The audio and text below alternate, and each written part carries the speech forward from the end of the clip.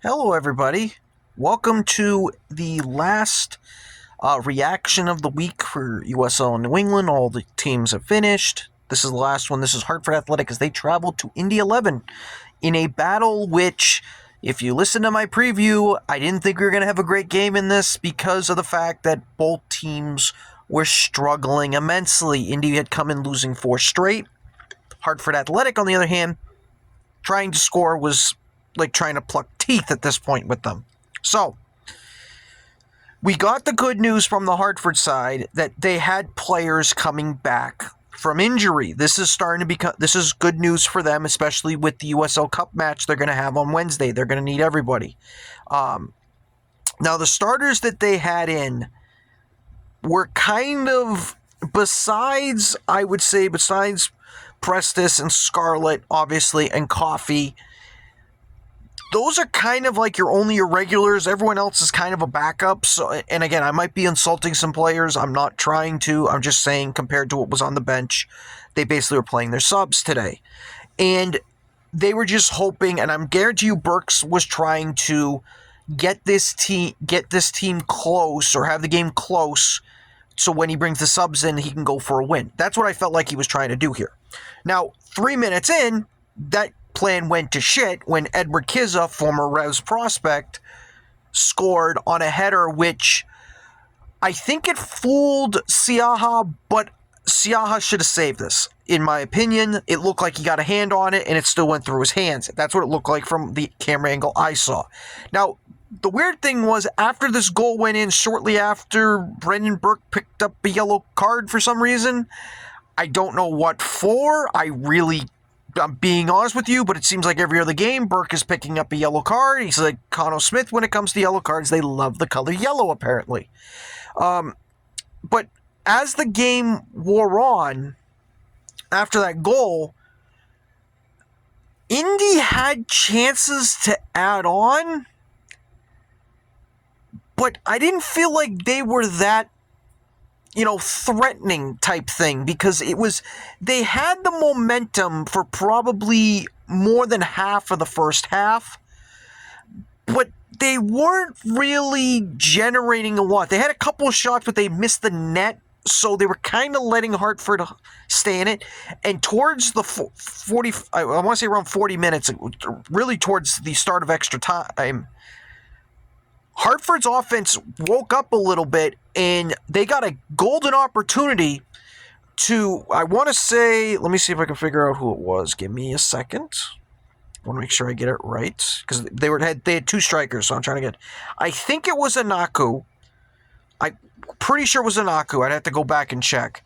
But he got a long through ball, and he was behind the defense, and I thought he was going to score here, and Eric Dick, the keeper for Indy, literally made, I think we best describe as an armpit save. That's what he did. He made an armpit save that somehow didn't go in, and it was 1-0 Indy going into halftime. Now, the question was going to be, when was Burke going to bring on his guys? And there was a little bit of an Indy surge, to say, to start the second half, where it didn't generate anything. Siaha made the saves that he had to keep the game 1-0, but in the 58th minute, which is, I'm going to tell you this is the first time I think I've seen, for our New England side, I could be wrong, where I've seen 4 subs used at the same time. So they brought in Edekun, which was, or I'm pretty sure I'm pronouncing it wrong, Edekun. So basically, he was the loanee that they got from Lexington. They brought him in. They brought Augustus Williams, so they basically changed out their striker core.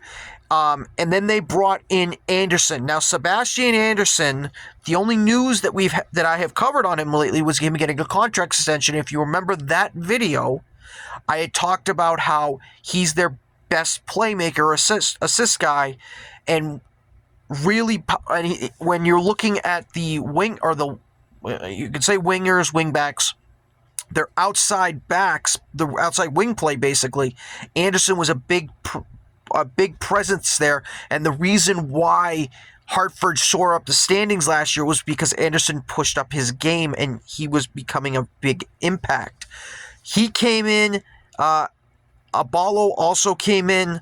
So those were all the players that came in the 50th minute. And when they came in, the game changed.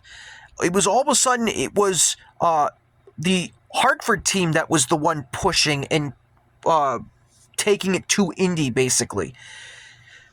They couldn't score at that moment, but you could tell that as long as they kept pushing, a goal was going to come. It just felt like it was coming. Even the announcers were even saying it. They were getting corners. They were generating offense. And then Samadia, the other wingback on the other side, he came in the 68th minute. So they had basically some healthy players for Hartford that were impact players. So they were going for the tie, if not the win, but they needed to score a goal.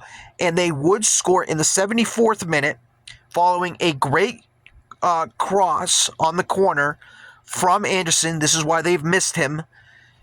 It was cleared out, but not cleared to midfield. So the center backs for Hartford were still up. Ball found its way back to Anderson. Anderson moved just to his right a little bit, put a great cross in, and he found Scarlett's head, who found a way to get it past Eric Dick to make it 1-1.